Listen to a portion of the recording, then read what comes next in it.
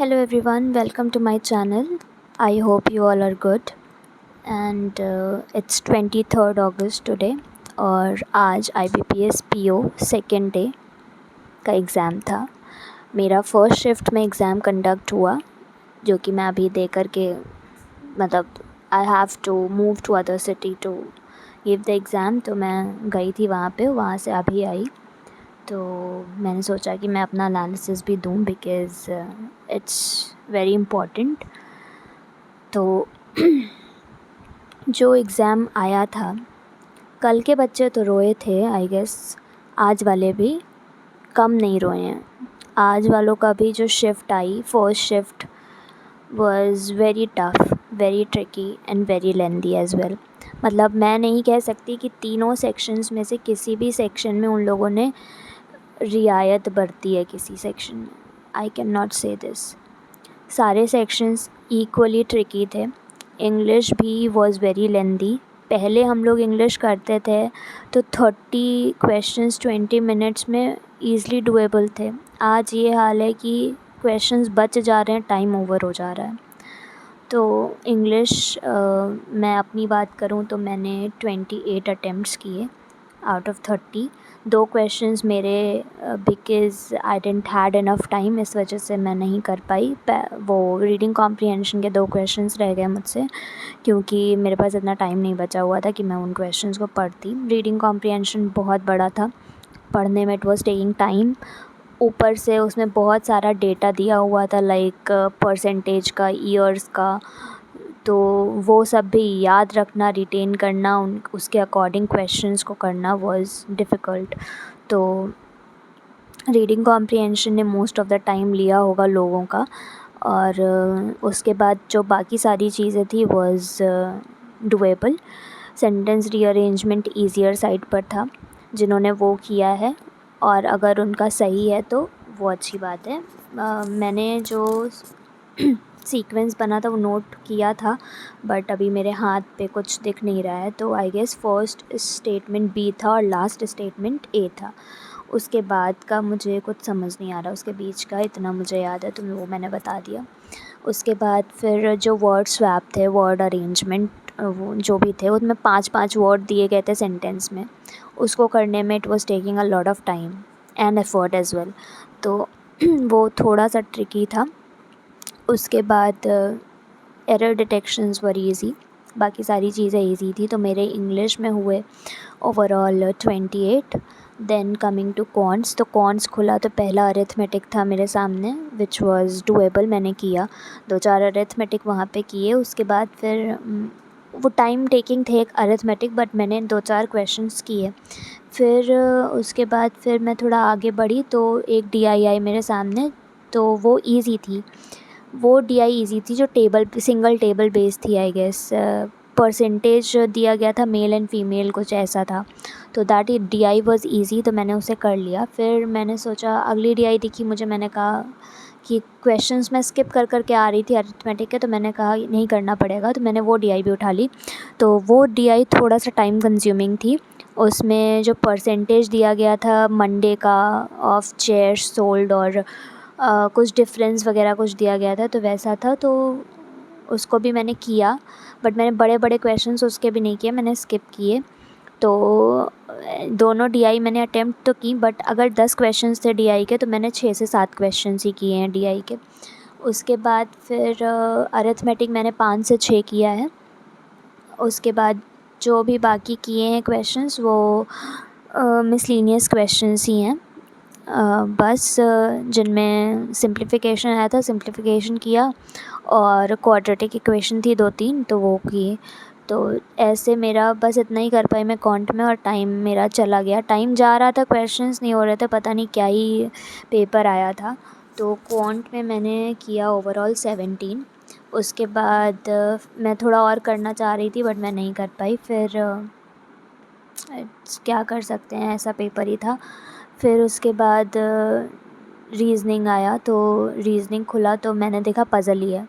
मैंने कहा मैं नहीं करूँगी। मैं सोच के गई थी कि मैं पहले मिसलिनियस से ही स्टार्ट करूँगी रीज़निंग। तो मैंने अपने प्लान के अकॉर्डिंग वर्क किया। मैं स्किप कर रही थी, पता है एक चीज़ होती है, पता नहीं और लोगों को ऐसा फ़ील होता है या नहीं, बट मैं जब स्किप करती हूँ ना क्वेश्चंस को, तो मुझे लगता है कि ये मैं टाइम वेस्ट कर रही हूँ, क्योंकि फिर स्किप करो, फिर उस क्वेश्चन पे वापस आओ, फिर अपना फ़ोकस उस पे लगाओ, तो वो मुझे थोड़ा-सा अजीब लगता है। बट चूँकि बहुत पिछले बार से ऐसा रीज़निंग आ रहा है, एसबीआई पीओ में भी ऐसा रीज़निंग आया, तो मैंने सोचा कि इस बार मैं अपना थोड़ा पहले कॉन्फिडेंस गेन कर लूँगी, उसके बाद ही पज़ल्स पे आऊँगी।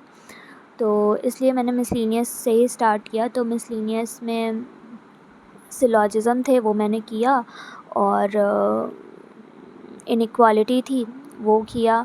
उसके बाद फिर पेयर फॉर्मेशन था, पेयर फॉर्मेशन किया, वर्ड फॉर्मेशन था, वो किया।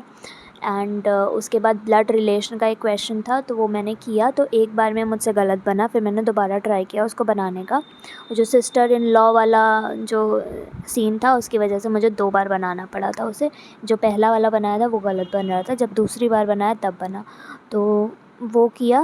उसके बाद फिर आई गेस इतना ही मैंने किया होगा। उसके बाद एक नॉर्थ साउथ फेसिंग वाला जो पज़ल था, वो मैंने ट्राई किया बनाने का, बट आई डोंट नो, उसकी 2 पॉसिबिलिटी मेरे पास बची थी।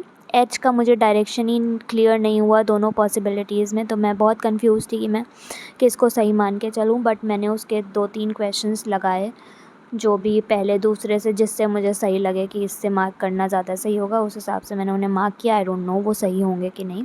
उसके बाद फिर आई गेस मैंने इतना ही कर पाया है, और कोई पज़ल मैंने बनाई नहीं, देखी नहीं।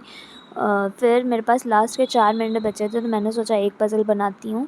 तो मैंने अपने पहले क्वेश्चन पे गई, क्योंकि मैंने वो स्किप किए थे स्टार्टिंग के 10 क्वेश्चन। 2 पज़ल स्टार्टिंग में थी, मैंने वो दोनों सब स्किप कर दिया था। मैं पहले क्वेश्चन पे गई, तो वो ईयर बेस्ड पज़ल था। मैंने कहा कि चलो यही करते हैं, और मैंने ये सोचा था कि मैं इसको सही से करूँगी और ये बनना ही चाहिए मेरा। बट बन गया, मेरा बना, but questions answers match, but उसमें एक लास्ट में जो कंडीशन थी वो फुलफ़िल नहीं हो रही थी, और उसके अलावा मुझे कोई और पॉसिबिलिटी भी नहीं दिख रही थी उस क्वेश्चन को बनाने की। तो 4 मिनट थे, 4 के 4 मिनट मेरे उसमें वेस्ट हो गए। मेरे पास जितना भी कुछ सेकंड्स बचे थे, आई गेस 30 to 40 सेकंड्स बचे थे, उसमें मैं उस क्वेश्चन को दोबारा भी नहीं बना सकती थी, क्योंकि मैंने रीचेक किया, बट मेरे हिसाब से कुछ और बन ही नहीं रहा था। और मैं उसको मार्क मैंने करने का फिर सोचा नहीं कि मैं क्यों फिर अपना नेगेटिव और बढ़ाऊँ, इसलिए मैंने उसको छोड़ दिया। और इतना कम टाइम था कि मैं उस क्वेश्चन को भी दोबारा फिर से ट्राई नहीं कर सकती थी, और ये भी टाइम नहीं था मेरे पास कि मैं किसी और क्वेश्चन पे स्विच कर जाऊँ। जो मल्टीपल दिया गया था, t+u11 का मल्टीपल है, ये है, वो है, सब कुछ मैंने किया, एवरीथिंग आई डिड, बट फिर भी उसमें कुछ ना कुछ गलत हो गया। I don't know what went wrong. तो वो 4 मिनट मेरे वेस्ट हो गए। अदरवाइज़ अगर मैं शायद कोई और क्वेश्चन देखती उसकी जगह, और अगर वो बन जाता, तो मेरे अराउंड 4 to 5 क्वेश्चंस एक्स्ट्रा हो जाते। तो फॉरगेटिंग अबाउट दैट, तो जो रीजनिंग में मेरा स्कोर रहा, दैट वाज 19 क्वेश्चंस मैंने किए हैं सिर्फ और सिर्फ। So that makes my overall score और अटेम्प्ट्स एट 64। इससे ज़्यादा मैं एसबीआई पीओ पे करके आई थी भाई। मतलब सोचा नहीं था आईबीपीएस पीओ में ऐसा होगा। IBPS PO I am clearing from for last 2 times. मैंने प्री दोनों साल के क्लियर किए हैं, बट इस साल ऐसा पेपर आएगा एक्सपेक्टेड नहीं था बिल्कुल भी।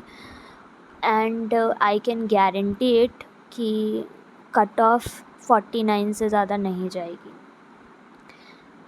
बहुत ही रेयर है अगर 49 या 50 से ऊपर जाए कट ऑफ, बट स्टिल होने को तो कुछ भी हो सकता है। तो we can not predict things, but still what I think, what I can assure is this only कि 50 से अब कट ऑफ नहीं जानी चाहिए, बिकॉज़ जो पेपर था वो सच में टफ़ था, और not just 1 section but multiple sections tough आए हैं शिफ्ट्स में।